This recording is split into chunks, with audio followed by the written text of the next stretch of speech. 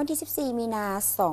2025 ที่นครหลวงเวียงจันทร์กลุ่มคุ้มครองเงินตราต่างประเทศ ธนาคารแห่งสาธารณรัฐประชาธิปไตยประชาชนลาว ได้จัดกล่องประชุมเผยแพร่นโยบาย ส่งเสริมการนำใช้สกุลเงินท้องถิ่น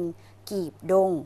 เข้าร่วมมิทานตัวแทน สภาการค้า และอุตสาหกรรม แห่งชาติลาว สถานทูตเวียดนามประจำลาว สมาคมธนาคารลาว ธนาคารธุรกิจกรมกองและภาคส่วนเกี่ยวข้อง ท่านนางมนุลาเมืองมณีหัวหน้ากรมคุ้มครองเงินตราต่างประเทศกล่าวว่าอิงใส่บทบันทึกความเข้าใจเกี่ยวกับการส่งเสริมการนำใช้สกุลเงินท้องถิ่นระหว่างธนาคารแห่งสปป.ลาวและธนาคารแห่งรัฐเวียดนามในปี 2023 สองฝ่ายได้สร้างตั้งคณะรับผิดชอบเพื่อค้นคว้าจัดตั้งพันขยายนิติกรรมกลไกที่เกี่ยวข้องมาฮอดปัจจุบันนโยบายส่งเสริมการนำใช้สกุลเงินท้องถิ่นกีบดงแม้นได้สำเร็จและประกาศใส่ข้อตกลงว่าด้วยการคุ้มครองการให้บริการธุรกรรมเงินข้ามสกุล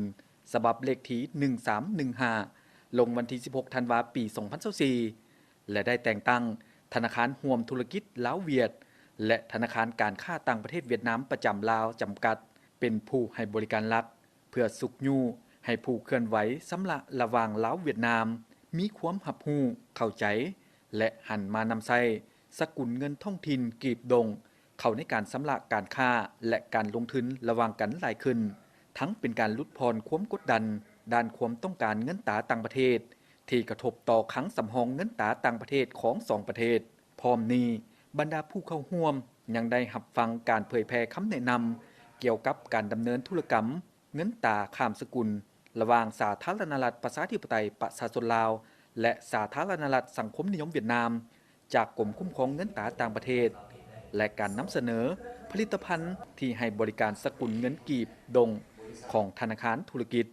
ที่ให้บริการธุรกรรมเงินตราข้ามสกุล